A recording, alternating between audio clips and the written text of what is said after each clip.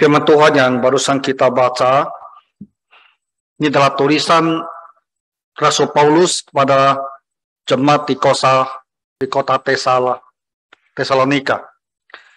Dan satu hal yang disampaikan dengan sangat jelas kepada jemaat di situ adalah dalam kaitan dengan ajaran-ajaran yang telah mereka terima. Jadi Bapak Ibu Saudara sekalian, kita di dalam iman Kristiani, kita beribadah tidak sekedar dengan hati dan perasaan, tapi kita diberikan firman, ada wahyu, ada ajaran yang Tuhan berikan kepada kita. Dan melalui ajaran inilah kita akan mengerti dengan lebih baik tentang Tuhan, tentang diri kita, tentang bagaimana kita berhubungan dengan Tuhan, ya bagaimana kita berhubungan ya dengan sesama orang percaya dan dengan semua orang. Sehingga hidup kita ini ya bisa lebih sesuai dengan apa yang Tuhan inginkan. Jadi ada ajaran. Sebab itu, berdirilah teguh dan berpeganglah pada ajaran-ajaran yang kamu terima. Dua kata, teguh, berdiri teguh, dan berpegang. Jadi seolah-olah orang berdiri teguh, ya tidak goyang, tidak terjatuhkan, tidak bergeser. Ya, dia tegak berdiri, mantap, dengan pasti tahu apa yang dia yakini, apa yang menjadi kepercayaannya. Dan dia harus berpegang. Berpegang artinya kita selalu meyakini, selalu mempercayai ajaran-ajaran yang telah kita terima ini. Ya, kita tidak berhenti untuk percaya. Apapun juga yang menyebabkannya, kita harus berpegang. Jadi berdiri teguh dan berpegang, sehingga kita ini benar-benar senantiasa ada di dalam ajaran. Ajaran-ajaran yang kamu terima dari kami. Ajaran-ajaran yang telah disampaikan oleh para rasul ya kepada jemaat di Tesalonika ini, baik secara lisan maupun secara tertulis. Itu ajaran-ajaran yang telah mereka terima ya ketika Paulus ada di kota Tesalonika, dan secara mengajar mereka sendiri, dia yang sendiri mengajar mereka ajaran yang telah mereka terima itu, dan juga ajaran yang dia tuliskan kepada mereka melalui surat, baik itu surat langsung untuk jemaat di Tesalonika maupun surat-surat untuk jemaat lainnya ya, yang berputar, yang beredar di kalangan gereja-gereja. Jadi bagi kita, pelajarannya itu adalah kita harus tetap di dalam ajaran yang sudah kita terima. Kitab suci, apa yang telah diajarkan oleh para rasul dan Tuhan sendiri, dituliskan di dalam kitab suci. Maka kitab suci inilah yang harus kita pegang teguh, kita pelajari dengan teliti, dan hal-hal yang telah kita pahami, kita disusun dengan teratur menjadi teologia. Nah, itulah yang kita pegang menjadi kepercayaan kita, dan kita harus berdiri teguh, dan yang kita melepaskan ajaran ini. Jadi Bapak Ibu, di dalam gereja ada ajaran, ada doktrin, ada teologia. Dan itulah harus kita pegang dengan teguh. Jadi dalam bulan Oktober dan November ini, saya mau mengajak Bapak Ibu untuk membahas, mempelajari tentang teologia Calvin, atau kadang-kadang kita sebut sebagai Calvinisme. Karena itulah teologi yang kita percayai sesuai digali dari kitab suci sendiri. Teologi yang mencerminkan ajaran-ajaran di dalam kitab suci. Jadi 2 bulan ini kita akan mempelajarinya supaya kita semua bisa mempunyai pengertian lebih baik, ya. Dan kita gereja, kita Presbyterian menganut teologi John Calvin ini atau Calvinisme. Nah, ajaran ini secara ringkas itu ditulis dengan kata tulip. Maka tema untuk 2 bulan ini kita sebut tulip, ya. Dan sore ini kita mau melihat sejarahnya. Kenapa muncul istilah tulip ini? Kenapa ada isu atau hal-hal yang perlu kita pertegas, ya, sebagai pegangan kita sesuai dengan kitab suci. Nah, kita lihat demikian, ya, Bapak Ibu, sejarahnya. Nah, jadi ketika gereja berdiri awal, nah, selama 300 tahun, tahun 100 tahun pertama, ya, sejak Tuhan Yesus naik ke surga sampai pada akhir abad pertama, itu kisaran 70 tahun. Para rasul yang ada, ya, mereka dan juga pembantu mereka menulis kembali kehidupan dan pengajaran Tuhan Yesus. Dan itu semuanya kita kenal nantinya sebagai kitab-kitab Injil. Ya, 4 kitab Injil itu. Kemudian kita juga melihat rasul-rasul, ya, terutama Paulus, kemudian juga Petrus, Yohanes, dan beberapa yang lain, dalam upaya mereka menggembalakan jemaat yang telah berdiri di berbagai daerah yang begitu luas, maka mereka menulis banyak surat-surat. Dan terakhir, Tuhan Yesus sendiri, ya, kepada Yohanes menyatakan dirinya dan mengungkapkan kepadanya hal-hal yang terjadi di akhir zaman yang kita sebut itu buku Wahyu. Jadi dalam kisah waktu sekitar 70 tahun itu, tulisan-tulisan tentang Tuhan Yesus dan tulisan dari para rasul itu semua dikumpulkan. Dan itulah perjanjian baru. Nah, jadi di abad pertama, orang Kristen mempunyai kitab suci, perjanjian lama dan akhirnya juga perjanjian baru. Memasuki abad yang kedua, rasul-rasul sudah tidak ada, ya. Jadi ketika orang Kristen di berbagai daerah mereka membaca kitab suci ini, kadang-kadang timbul pertanyaan, ya, hal-hal yang tertulis, yang tidak tertulis, hal-hal yang timbul di dalam pemikiran. Jadi muncullah polemik di dalam gereja, ya, atau perdebatan. 300 tahun sampai abad keempat, kondisi demikian terus ada. Dan itu wajar. Karena yang kita miliki adalah kitab suci. Tapi dalam kitab suci itu ada hal-hal yang kita ingin tahu lebih jelas.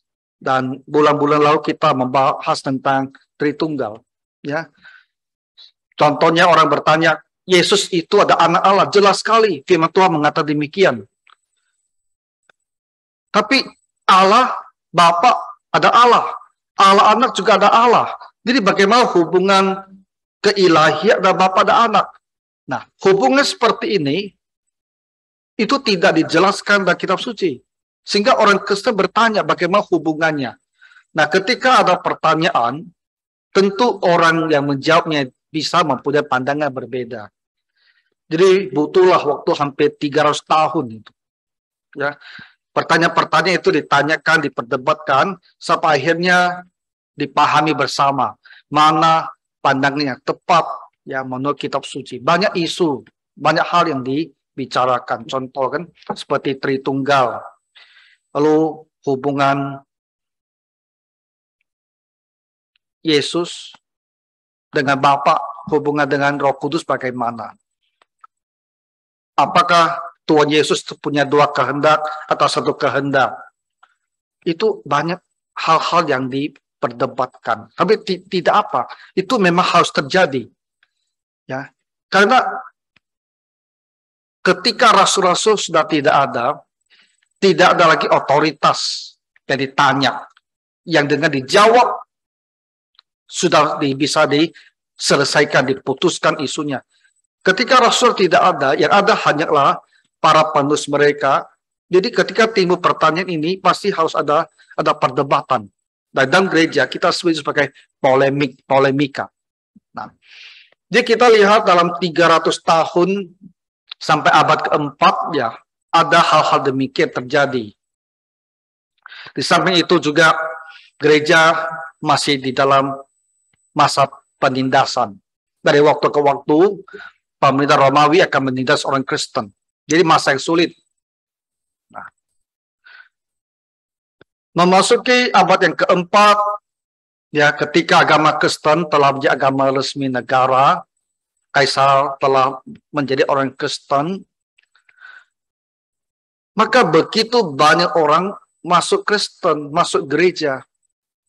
Jadi mulai abad keempat naik hampir 1000 tahun, kita katakan ajaran-ajaran di dalam kitab suci itu makin sering ditafsir dengan menggunakan filsafat Yunani.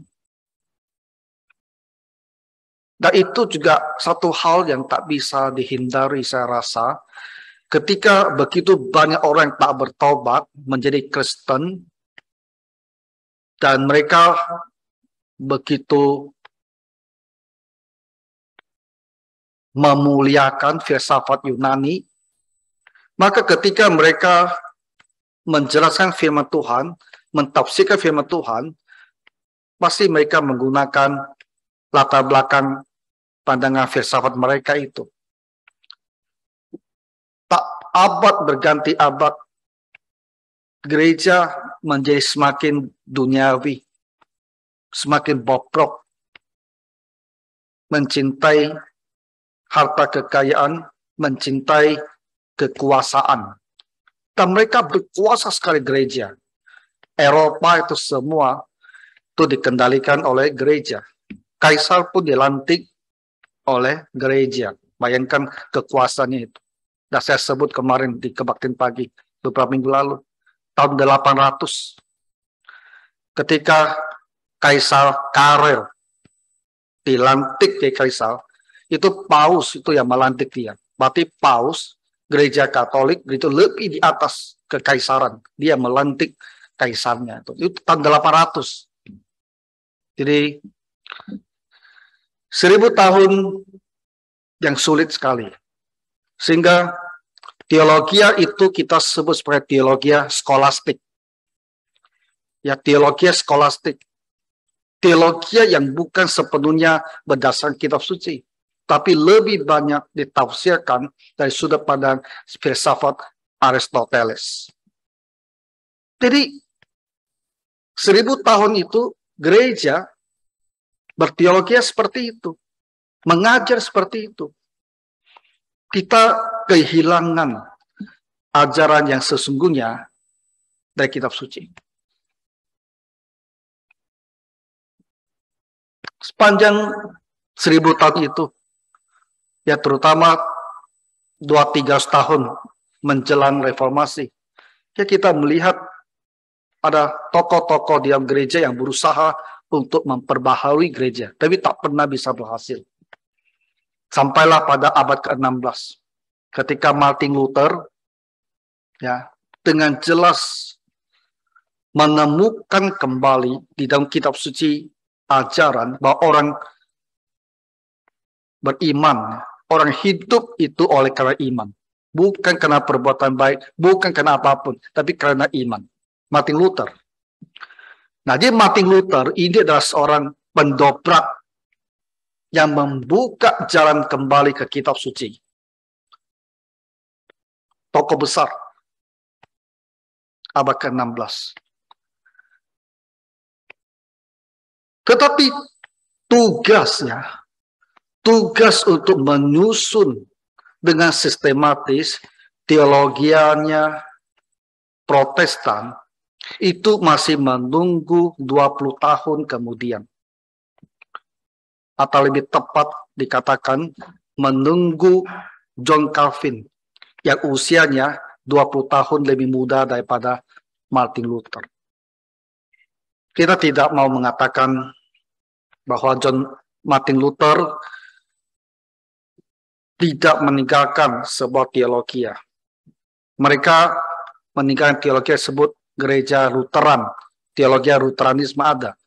Tapi diakui bahwa teologi dari gerakan Protestan Reformasi itu memang didasarkan pada ajaran John Calvin.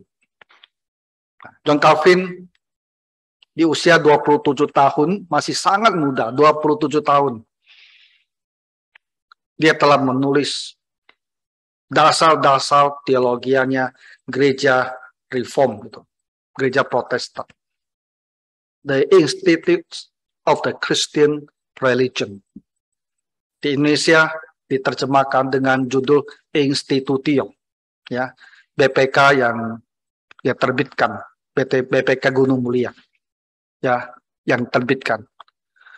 Nah, The Institute of the Christian Religion itu dikembangkan terus dalam masa hidup John Calvin, 20 tahun lebih kemudian. Dia meninggal sangat muda, 50 tahun lebih saja.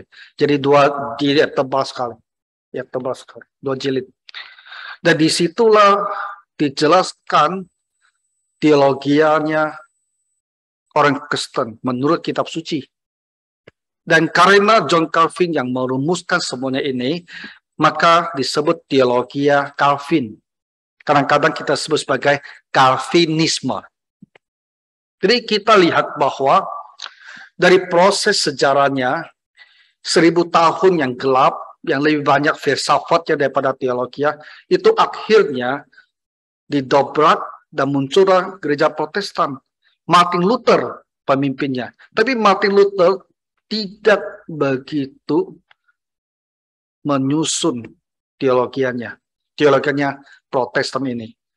Tugas itu dikerjakan oleh John Calvin. Sehingga teologianya disebut sebagai teologi Calvin atau Calvinisme. Dan kita yakin, kita lihat dengan jelas bahwa ketika gereja betul-betul kembali kepada kitab suci, ya masa Martin Luther dan John Calvin, maka mereka pelajari ya, apa yang kitab suci benar-benar jelaskan, terutama dalam hal-hal yang berkaitan dengan keselamatan. Jadi mereka ini benar-benar temukan kembali apa yang tertulis di dalam kitab suci. Semua aja itu sudah ada di kitab suci ribuan tahun itu, tapi tak dihiraukan. John Calvin lah yang mereka belajar bagus dengan benar-benar dan bisa merumuskan dengan sangat teliti apa ajaran-ajarannya di kitab suci tentang kita dan keselamatan manusia ini. Nah, itu di abad ke-16.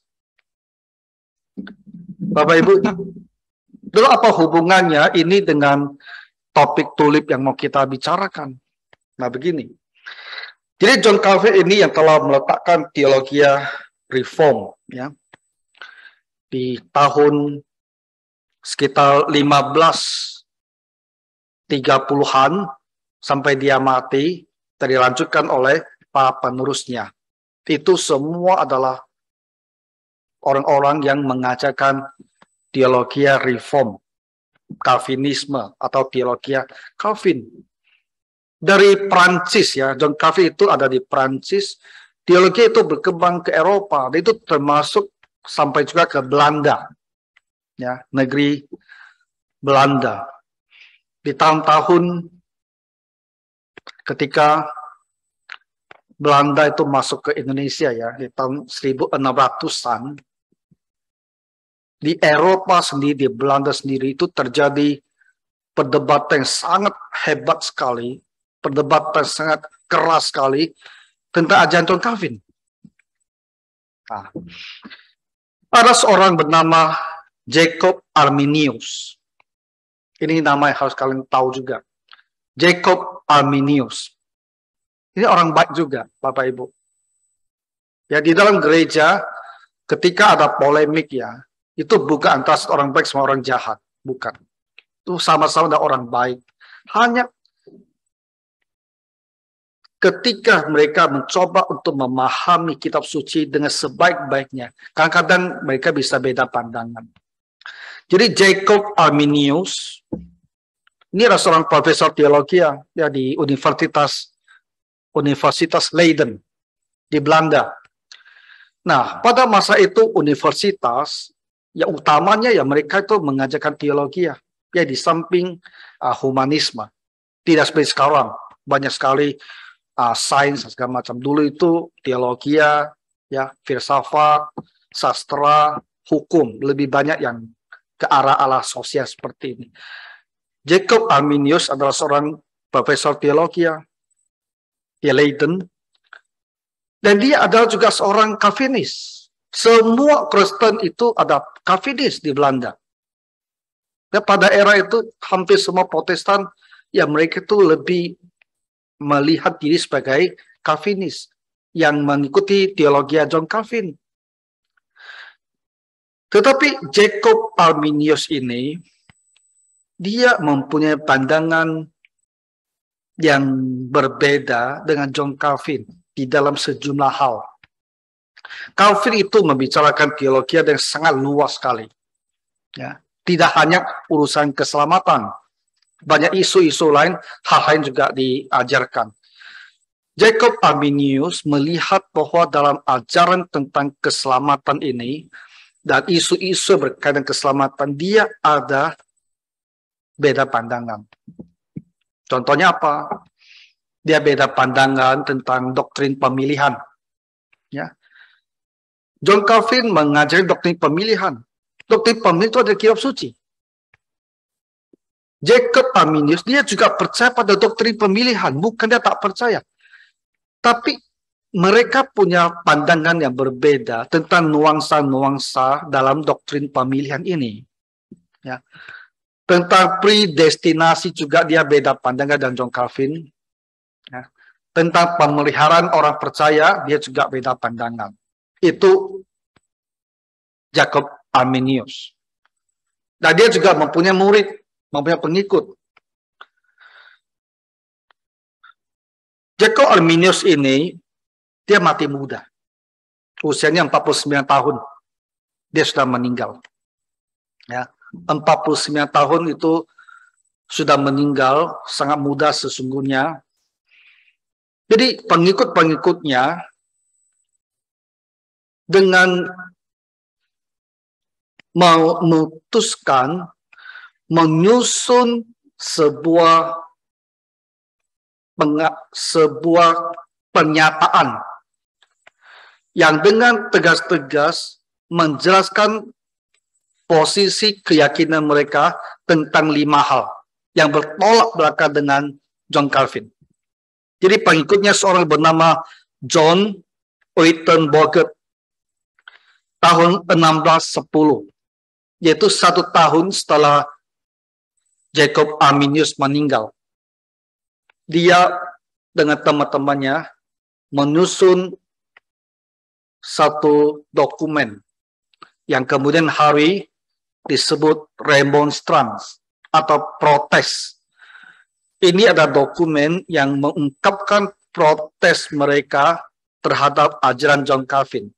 Jadi mereka semua adalah pengikut John Calvin, tapi dalam 5 hal mereka merasa berbeda pandangan. John Uitenborger tahun 1610 mereka memutuskan mau menyatakan dengan sangat tegas keyakinan mereka dalam hal-hal berkaitan dengan keselamatan ini. Jadi begini Bapak Ibu, kita review sedikit. Jadi dari John Calvin, ajarannya yang sangat luas itu, termasuk di dalamnya ajaran tentang keselamatan. itu menyebar luas ke Eropa. Dan semuanya itu disebut Calvinisme atau teologi Calvin. Di Belanda juga mereka mengikuti teologi Calvin. Tapi dari antara mereka yang mengikuti teologi Calvin, ada orang-orang yang berbeda pandangan. Ya, sisi-sisi tertentu dari ajaran Calvin mereka kurang sepakat. Nah, itu pertama-tama dimulai oleh seorang bernama Jacob Arminius, kemudian oleh penerusnya seorang bernama John Uitenbogaert. Ya. Jadi apa hal-hal yang mereka tidak sepakati? Pertama begini, ada 5 hal. Mereka sebut 5 artikel. 5 hal yang mereka polemikkan. Yang pertama itu mereka bilang, pemilihan itu bersyarat. Kalau John Calvin dia mengajarkan bahwa pemilihan tak bersyarat. Pemilihan tidak berdasarkan pada respon manusia kepada Tuhan. 5 poin ajaran John Calvin di minggu-minggu yang datang, setiap minggu 1 poin yang kita jelaskan dengan baik. Hari ini kita hanya lihat sejarahnya.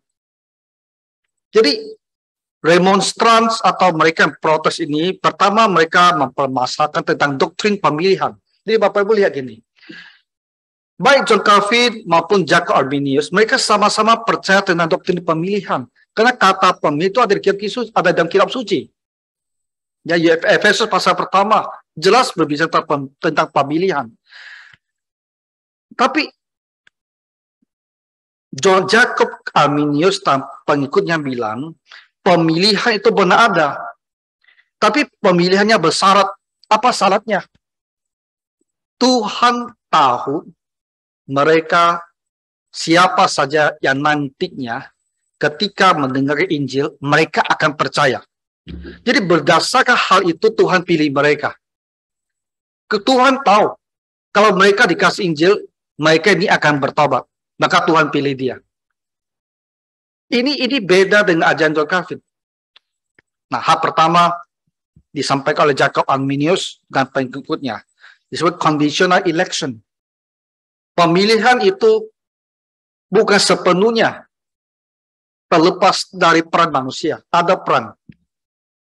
Hanya manusia yang mau bertobat, mereka itu yang dipilih.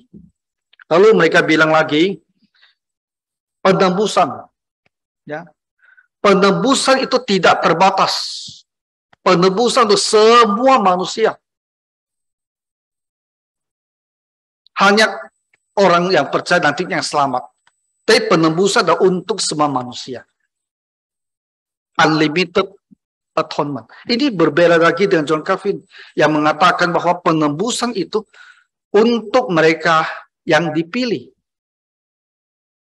Yang ketiga, mereka bilang manusia itu memang total depraved. Ya, total depraved. Bobrok sepenuhnya. Tapi pemahaman total depraved mereka itu berbeda dengan John Calvin. Ya, mereka masih merasa bahwa dalam diri manusia itu masih ada kebaikan. Jadi dia lebih mirip dengan ajaran daripada Pelagius di abad keempat yang ditolak oleh Agustinus. Lalu mereka juga tidak percaya atau menolak bahwa karunia Tuhan kepada kita itu tak bisa ditolak. Artinya orang yang dipilih itu tak akan bisa menolak keselamatan. Dia pasti akan percaya. Mereka bilang tidak demikian. Ya, memang berdasarkan anugerah, berdasarkan karunia. Tapi orang itu masih punya kehendak bebas. Ya. Dia masih punya kehendak yang bebas untuk memilih atau menolak. Lalu terakhir mereka bilang dalam hal pemeliharaan itu juga bersyarat. Ya. Orang itu akan dipelihara tetap selamat kalau dia itu tinggal di dalam Kristus. Kalau dia tinggalkan Kristus, dia bisa kehilangan juga keselamatannya. Nah, John Uitenbogaert di tahun 1610 dan para pengikutnya Mereka ingin menyatakan dengan sangat jelas posisi atau keyakinan mereka. Karena mereka semuanya ini adalah orang-orang Calvinis. Tapi orang-orang Calvinis ini ya dalam hampir 70 tahun terakhir setelah kematian John Calvin, ya memang ada bergolak, ada polemik, ada perbedaan pandangan. Sama-sama Calvinis, sama-sama pengikut John Calvin. Tapi dalam hal-hal tertentu, mereka sudah beda pandangan. Dan tentu itu menimbulkan apa? Friksi. Ya, menimbulkan perasaan bahwa kita ini ada beda. Akhirnya, setelah Jacob Arminius meninggal, John Wittenberg ini memutuskan terang-terangan saja. Ya, daripada tahu ada beda, tapi di mana bedanya tak begitu jelas, kita tulis saja dengan jelas-jelas apa keyakinan kita. Jadi apa yang mereka tulis itu disebut remonstrans atau protes, memprotes, dan 5 artikel yang mereka tulis. 5 inilah kami beda sesungguhnya dengan ajaran John Calvin. Nah, jadi ketika hal ini terjadi, bagaimana gereja Protestan akan memberikan responnya? Nah, karena isu ini berkembang di Belanda, maka akhirnya diputuskan bahwa di Belanda ini akan diadakan sebuah sidang raya ya untuk membahas, untuk menguji, untuk mendebatkan 5 artikel dari remonstrans ini. Jadi di tahun 1618, artinya sekitar 8 tahun ya, setelah dokumen mereka diterbitkan, 8 tahun kemudian, itu tahun 1618 sampai 1619, jadi sekitar 1 tahun lebih, diadakan sebuah sinode, ya, sebuah sidang raya di kota Dordt di Belanda. Jadi hasil pertemuan daripada sidang raya ini disebut ya the Synod of Dordt. Apa yang diputuskan di dalam sidang ini? Setelah 2 pihak berdebat 1 tahun lebih, akhirnya ditetapkan bahwa ajaran remonstran ini ditolak. Jadi gereja Reform, teologi John Calvin, Calvinisme menolak 5 poin, 5 pokok pikiran, 5 artikel dari kelompok remonstrans ini. Tahun 1618 sampai 1619. Jadi setelah itu menjadi sangat jelas sekali gereja Reform, Calvinisme tidak menganut atau tidak berpandangan seperti apa yang disampaikan di dalam pokok-pokok pikiran remonstrans. Jelas sekali pemisahan antara teologi Reform dengan ajaran mereka yang menganut remonstrans. Dari situlah pelan-pelan mereka yang menganut 5 poin yang bertolak belakang dengan teologi Reform ini akhirnya dikenal sebagai Arminianisme atau pengikut daripada ajaran John Jacob Arminius. Ya, di sejak abad 17 itu di gereja Protestan menjadi jelas ada aliran Reform atau aliran Calvinisme, ada juga aliran Arminianisme. Pada awalnya sama-sama itu adalah Reform. Nah, jadi Arminianisme ini berkembang sendiri. Di kemudian hari itu banyak sekali dianut di gereja Metodis. Ya, Metodis itu Arminian. Di abad ke-20 hampir semua gereja Pentakosta dan Karismatik itu semua Arminian. Jadi harus ngerti. Makanya kalian lihat di Karismatik itu setiap KKR mereka selalu tanya siapa yang diselamatkan. Dan orang yang sama terus angkat tangan. Setiap kali dia angkat tangan. Kenapa? Karena doktrin mereka manusia itu bisa kehilangan keselamatan. Ya, jadi dia bertobat, nanti dia berdosa, dia pikir dia kaya keselamatan, di kakek tanya mau selamat, tak diangkat tangan lagi. Itu masalahnya. Jadi hal-hal yang nampak itu ada dasar teologianya yang mendasari kenapa mereka berbuat seperti itu. Kalau kita di reform, kenapa kita tidak suruh orang angkat tangan? Tidak. Bapak Ibu ada perhatikan tidak? Ya, di gereja Alkitab Presbyterian, di gereja reform, kalau kita malam pengajian, kita tidak suruh orang angkat tangan. Ya, karena pada saat kita mau menghindari salah paham jemaat. Ya, kalau orang itu percaya, kita bimbing dia secara pribadi. Tidak seperti di KKR yang angkat tangan terus gitu. Oke, itu isu yang sampingan lah. Jadi disitulah pecahnya gereja reform yang menjadi gereja reform tetap dengan gereja Arminius. Nah, lalu tentang kata tulip ini, begini ceritanya. Nah, jadi ajaran Calvinisme itu begitu luas. Jadi untuk merespon, menanggapi 5 hal yang dipertanyakan atau diperdebatkan oleh kelompok Arminius ini, gereja reform itu menjawab satu persatu, poin per poin. Ya. Jadi menjawab juga dengan 5 artikel, dengan 5 pokok ajaran. Nah, jadi sepanjang abad dari tahun 1700-an, 1800-an, berarti hampir 200 tahun, gereja-gereja reform itu mereka belum mengenai istilah tulip itu. Tapi mereka tahu dalam 5 hal ini, itulah kita beda dengan orang-orang daripada Arminian. Ya. Tapi 5 poin ini jelas. 5 poin inilah yang membedakan. Barulah nantinya ya, di abad ke-20, di tahun 1905, berarti lama sekali sudah itu. Sudah hampir mendekati 400 tahun kemudian.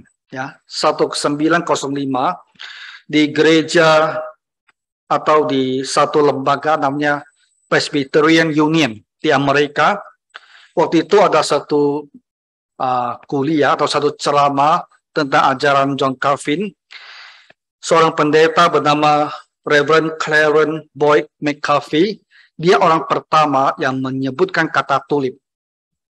Nah, jadi ini sebetulnya hanyalah sebuah cara bagaimana memudahkan kita untuk mengingat ya apa saja 5 hal, 5 poin yang berbeda dengan Arminian.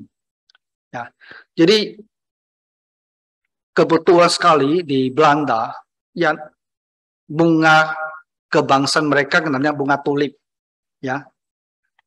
Dan isu ini dulu munculnya juga di Belanda, dan tepat sekali ya kata tulip ini TULIP ini bisa dirangkai untuk merangkum kelima pokok yang diperdebatkan dahulu dengan pengikut Yakub Arminius.